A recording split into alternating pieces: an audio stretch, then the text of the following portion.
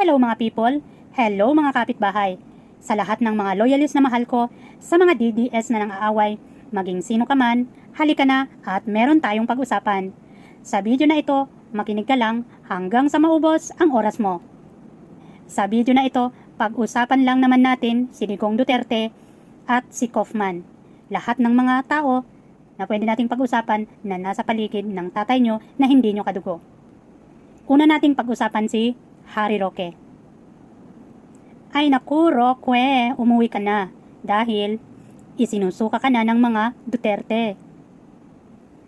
At dahil inaayawan siya ni Sara, lumipat siya ngayon kay Hanilet. Nakipagkampi siya kay Hanilet. Hindi magawa ni Harry Roque na tirahin si Sara dahil napapakinabangan pa niya ang mga Duterte. At yan naman talaga ang purpose ni Harry Roque kung bakit kapituko siya sa mga Duterte. Yung sinasabi niya na pagiging loyal niya kay Duterte, maniwala ka dyan.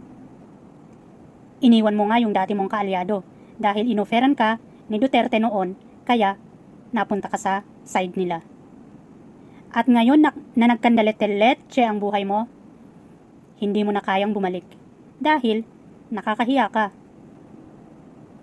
Ang pagiging loyal, ayaw mo man sa isang tao kapag meron ka ng hindi nagustuhan, pwede kang umiwas sa kanya, pero hindi ka pwedeng pumunta sa naging kalaban ng dati mong kinakampihan. Dahil mangyayari yan talaga sa buhay mo na masisira ang dignidad mo, ang reputasyon mo, kagaya ng nangyari ngayon sa Roque. Manatili ka lang kung saan ka, panindigan mo kung ano yung alam mo na tama. Hindi ka pwedeng lumangoy sa dalawang ilog dahil ikaw ang mawawala.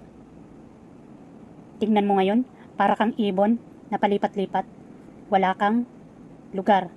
Hindi mo na alam kung saan mo pupulutin yung sarili mo. Kaya mas maganda bumalik ka na lang sa Pilipinas, ayusin mo ang kaso mo dahil hanggat hindi mo hinaharap ang kaso mo, mananatili ka na fugitive gaya ng sinabi ni Pangulong Marcos. Kanselado na ang passport mo, hindi ka na pwedeng tumakbo. Much better umuwi ka, harapin ang kaso mo. Punta naman tayo kay Kaufman, si Ubo-Ubo. Ang attorney, ang lawyer na pinili ni Sara to defend his father. Pero ang nangyayari, pinipirahan lang sila at nahalata yan ng mga Duterte. Nahalata din yan ni Maharlika at ni Roque. Kaya gigil na gigil sila kay Kaufman. Paasa naman kasi yan at ganyan naman talaga ang attorney. Alangan na hindi kanya bigyan ng pag-asa, even though ang kaso na hawak niya ay malabo sa sabaw ng pusit na maipanalo niya. Ang laki ng pera na makukuha niya.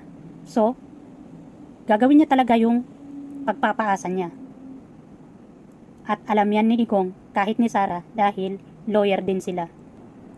Marami siyang motion na na-reject. Kung talagang magaling, dapat nailabas na niya si Digong. At alam niya mismo, siya mismo alam niya na hindi pwede na mabigyan ng interim release si Duterte. Pero mag-a-apply pa din siya ng interim release para ang mga Duterte ay magbayad sa kanya, paniwalaan siya. Noong una, akala ko ba naman ang galing-galing niya na attorney, hindi naman pala. Sayang lang ang pera na binabayad sa kanya. Sa tingin ko, mas magaling pa ang mga nasa prosecution panel. Mga Pinoy yan. Katulad ni Atty. Conte. Magaling. Si Kaufman, kung ano-ano na lang ang sinasabi niya. May mga sinasabi din naman siya na nag-a-agree ako.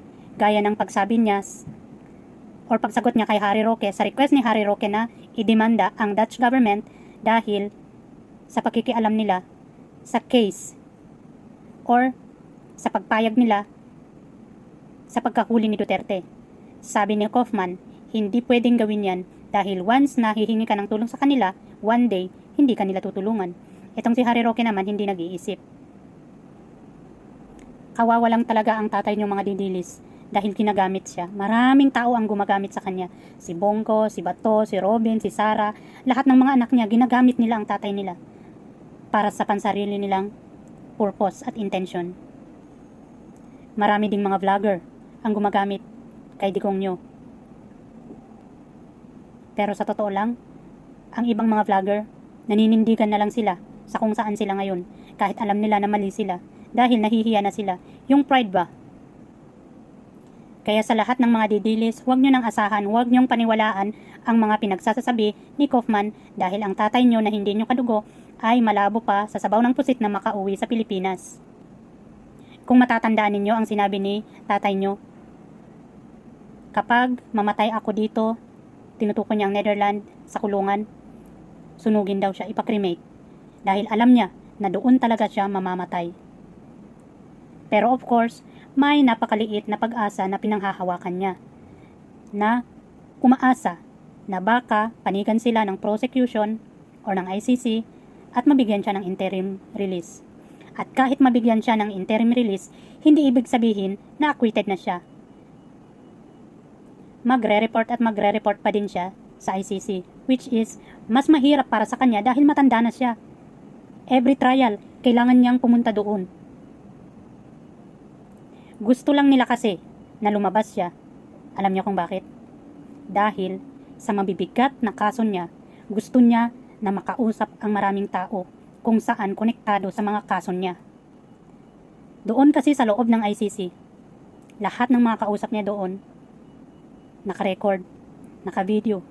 Hindi sila pwedeng mag-usap ng kung ano-ano about sa kaso niya dahil delikado.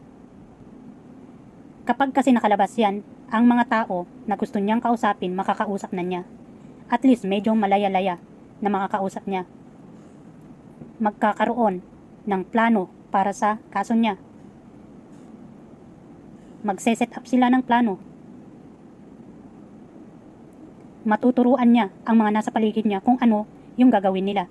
Kasi siya naman ang nakakaalam kung ano talaga yung totoo.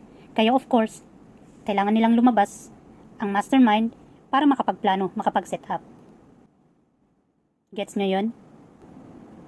Binabantayan din ng mga anak niya ang tatay nila sa ICC dahil alam nila na delikado. Kahit mahigpit or hindi basta-basta ang makapasok sa ICC, nandun pa din sila para magbantay.